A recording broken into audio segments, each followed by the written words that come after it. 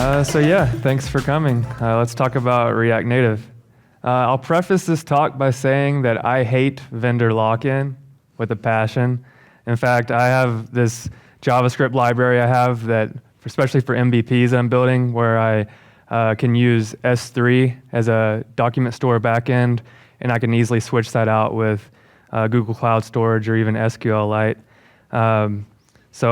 And when I build cloud applications, I Dockerize it, and so I can deploy it on any cloud. So I really don't like using just one tool or one company or anything like that. But basically, in the same way that I love Docker, and a lot of people do for making applications portable and easily deployable, a lot of us use Postgres as the best relational database, instead of creating our own. I think that Expo and React Native is the best way to make cross-platform apps. And I really see a future where you code in React Native and you're deploying that to a smartwatch, to web, to Android and iOS. And really my controversial opinion is that even if you're not coding in native, you're not deploying an app to the app stores, you can still code in React Native and deploy that on the web and have a similar developer or even better developer experience than you would using a normal web development flow. And so at the very least, what I want you to think about is if you're starting a new project, kind of keep native in mind, even if you're doing a web project. And if you're doing native, have web in mind. Because I've had many projects where originally I was building a native app, and a client said a year later, "Oh, I want the same functionality on the web." And because I built it in React Native, I could easily just flip a switch, and they had a web app in a few hours. And the main other player in this space for multi-app deployment, or multi-platform deployment, would be Ionic as far as web and native. But I think Expo and React Native is really the best way for that. So let's talk a little bit about what React Native is and how it works. So who here has experience with React? Decent amount of people. Okay, so you're familiar with this left box right there. So that's your React app that you're used to. If you're deploying on the web, you'll use React DOM to render that in some index.html, and then that was where all the magic happens. Or you might be using Next.js or something like that. But all this stuff on the right, you don't need to know as a React Native developer unless you're going really into the weeds and exposing some native API that hasn't been exposed yet. But just for some context on how it works, you have your React on the left side, and then on the Android or iOS device, you'll have these native and JavaScript threads. So you'll have the JavaScript engine running. It's going to be doing all your business logic for React. And then in the middle, you have this interface where kind of all of the magic happens, where you have JavaScript interface, or JSI, which is a layer that's going to talk between the native and the React side and the JavaScript side. And then it's going to render that using Yoga and Fabric. And then your native modules on the right are going to be your sensors, your camera, whatever you're using on the native side to actually talk to those native APIs. And this has actually changed a lot over the years. Over the last 2 years, they have this new architecture. It's not actually released by default, but the old architecture, just in that middle, you had this bridge that communicated over serialized JSON, and that was a lot slower than this, so this is going to be a lot faster and easier. And just also on the native side, the turbo modules, you'll have on the iOS, you'll be writing in Objective-C, and in Android, that'll be Kotlin or Java. But again, you do not need to do any of that unless you're getting really complex with it. So, yeah, let's see. So how do you develop a React Native project? So with bare React Native, this is just React Native without Expo. You're going to develop your React app as normal. You're going to use custom libraries that you build, but usually community libraries for communicating with APIs that the native device has, or using native views or components that the device has. And then you're going to go and you're going to generate some platform-specific files. So an iOS and an Android folder, you're going to go into Xcode for iOS or Android Studio for Android, build the app, test it, and then manually submit those builds to the app stores. With Expo, you develop the same way, but you use Expo's SDKs first. They have a suite of SDKs and libraries that are going to allow you to use all of these sensors and cameras and everything quite easily. And then you're going to just write one command, automatically build that. You don't have to open up Xcode. You don't have to open up Android Studio. I don't even think you need a Mac to build an iOS app with React Native. And so it's really nice that you can do that and then automatically submit those builds to the App Store. And here's just a list of all of the things that Expo exposes through their SDK. One thing that's not in their SDK that I'll mention is also push notifications. So they have a unified push notification platform, so you can just send that out once, and then it sends it to both your Android and your iOS users. And so the first thing I'll talk about with coding or developing for the React Native front end is that you're not going to be using DOM elements anymore. So if you're used to HTML, you might have something like this. You'll have your divs and your buttons, and in this case, I have inline styles for the styling, or CSS, or whatever other framework you might be using for UI. With React Native, divs are replaced by views. That's kind of the main building block. You can just almost think of it as a one-to-one with divs. And then they have a different API for buttons. You have on press instead of on click, and you have a label there instead of putting it inside of the element. And then one thing you might be asking me is, okay, well then how am I deploying this on the web if there's not a DOM element there? And the magic that's going to be happening behind the scenes with that is this great library called React Native Web. And what that does is it just translates the views and buttons in React Native automatically to DOM elements. And in fact, from what I understand, X.com only uses React Native Web for the whole site. Even though they don't use React Native for their mobile apps, they use it for the web.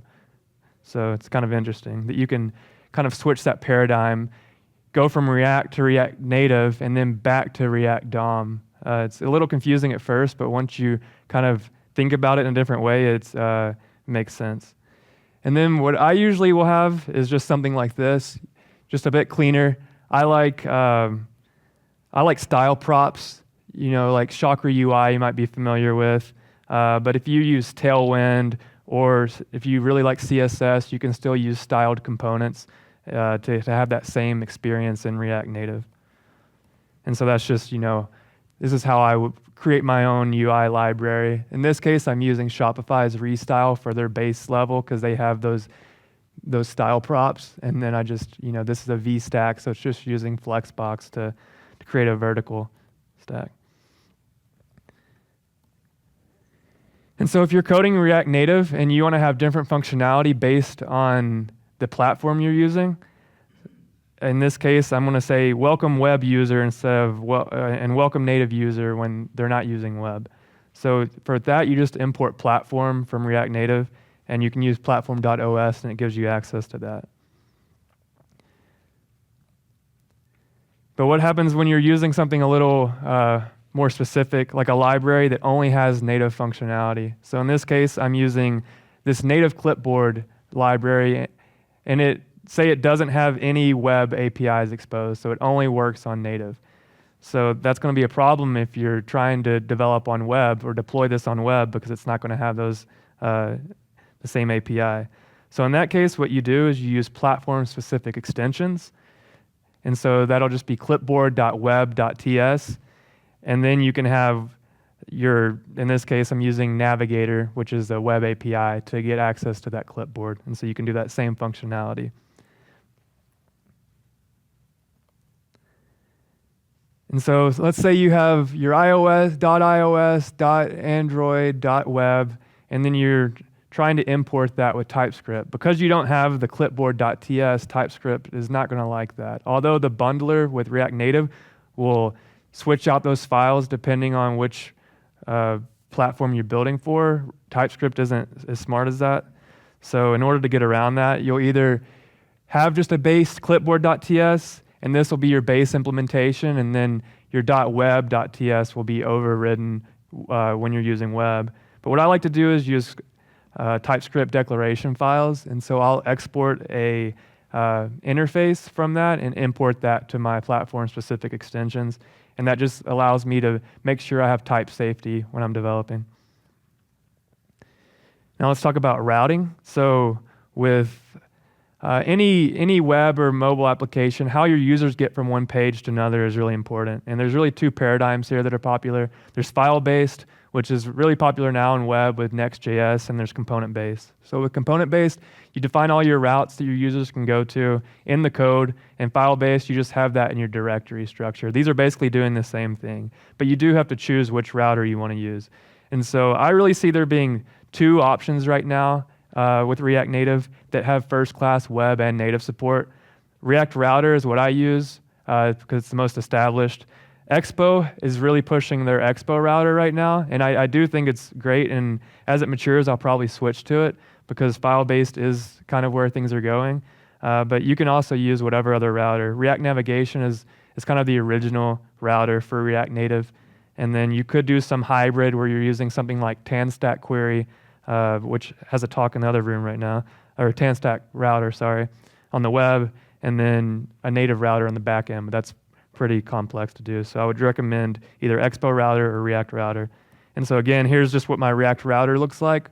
On the web, you have your React Router DOM, and on native, you have React Router Native, and then you just import that elsewhere as you normally would, and it works great. And so how about testing? So on the web, it's going to be the same testing process that you're used to. You're going to run Expo's bundler and everything like you would with any other tool you're using.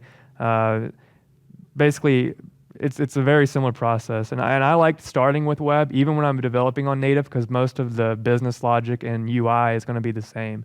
Unless you're really heavily using native APIs, I think the development process on web is much easier than looking at a device or a simulator. But when you actually want to get on the device, and here's where some of the confusion with Expo is that you have two options. You have Expo Go, which is basically just a sandbox native app that only has access to the Expo SDKs. And this is nice because you can just tell someone, hey, download on the App Store Expo Go. I'll send you a link to the app and you can run it. But if you're using any custom native code, you're going to need to use the development build. And it just takes a little bit more configuration. For iOS, you have to register these devices manually and things like that. But what's great about this is that you can run your server locally and then test that on your device, or even have someone across the world test live and see the debug with them what's going on with the app, because they can connect to your development server through Expo's tunnel functionality. And if there's really no reason to use a simulator, the only thing I would say, unless you don't have a device, to use a simulator is that you don't have to pay Apple to create a build for the simulator. But if you're going to be putting it on the App Store, you're going to want to pay them the fee anyways, so it's not really much of a reason. And then the final piece of Expo, and really kind of the crown jewel of what they've built, is EAS, or Expo Application Services. And so this is just a way to build and deploy your app in a more seamless way. And you don't even have to be using their other tooling to use this. It can be a bare React Native app and you can still use this. And it has a pretty generous free tier, so it's really easy to get started with and start creating these builds.